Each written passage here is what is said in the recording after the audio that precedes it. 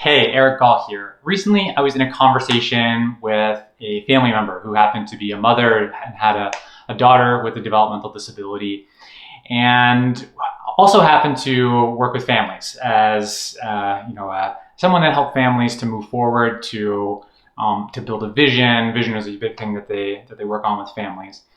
And we just had a really vulnerable conversation, sharing our family stories and why we do the work that we do and all that good stuff. And what came out of the conversation was just a request for if I was open to share more about my experience as a sibling. And I thought about it, and I haven't really talked a ton about what my experience has been like as a sibling. So I want to do that with you today. So if you're curious about what it is like to be a neurotypical person with a sibling that has a developmental disability, I am excited to share my story, or a little bit of my story, with you in this video. I recognize that not every family that has a loved one with a developmental disability has another neurotypical sibling. So I understand that, and there might be cousins or really close friends that might share similar experiences to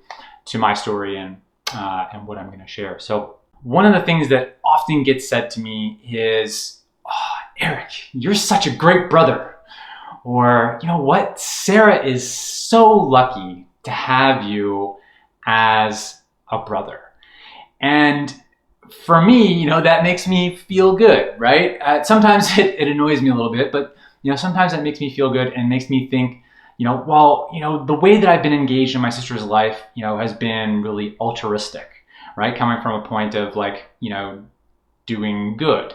And I've been, really involved in my sister's life for the last 6 or 7 years, helping Sarah to create a bigger, better life, a bolder vision for herself, an awesome, ordinary life, which meant moving into mom and dad's house, and moving in with me, and then moving on to now having her own place and managing her own supports and having a support circle and building more relationships and learning how to manage her supports and, just growing her independence exponentially.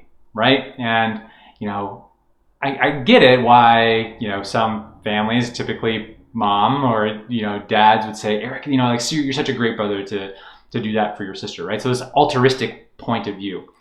And for a little bit, I kind of believed it there, but there was something unsettling inside of me, like, that just doesn't sit right. And the more that I've thought about it, the more in terms of the why, why have I been engaged in my sister's life? Why have I supported my sister to create her own awesome, ordinary life and help my family to move forward? The reality that I've come to, and that feeling of just not feeling great about, Eric, you're such a great brother, is the why is because of pain. It really comes from a place of pain. Comes from a place of hurt.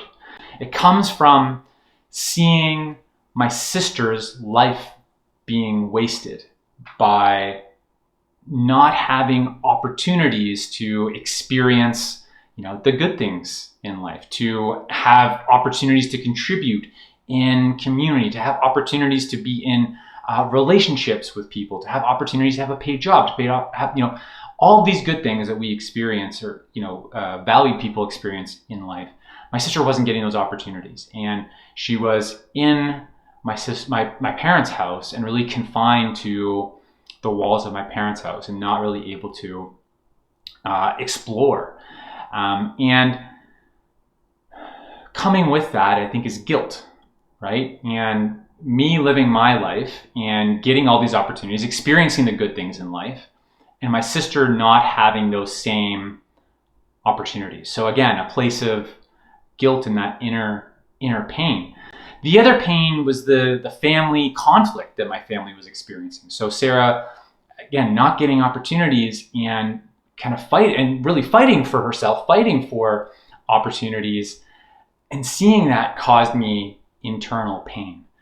The other pain that I saw from my conversations with siblings and families that were further along the life journey, where maybe the mom and dad as caregivers had passed away or weren't as able to support their loved one in the way that, with a disability, the way that they had been. And a sibling had kind of abruptly stepped into the role of that go-to person or caregiver. And just hearing the experiences of those siblings and how, in the siblings that I spoke to, it really stopped their life in their tracks, and they had to pick up kind of where their parents were at and piece things together while grieving the loss of, parents. And that also was causing me pain, because I could see if my family wasn't going to take action, wasn't going to help Sarah create her own awesome ordinary life, then my family was going down that exact same path. So there's this pain of my sister not being able to see a future for herself, but also the blurriness of what my future might look like within that as well, and supporting my sister. So I wanted to share that with you, and realizing that it's, the way that I've been involved in my family's life hasn't come from a place of, pure altruism, right? It's really, the root of it comes from pain. And I don't want to be the, poster child sibling. I don't know the right words for this, or the golden child. I don't want to be held up as the model for, oh, I wish that, my neurotypical son or daughter was, played the same role in my loved one's life with a developmental disability. I don't think it's fair to take my experience and map it on to anyone else. And I think as a sibling, we need to have the opportunity to choose the role that we want to play in our sibling's life.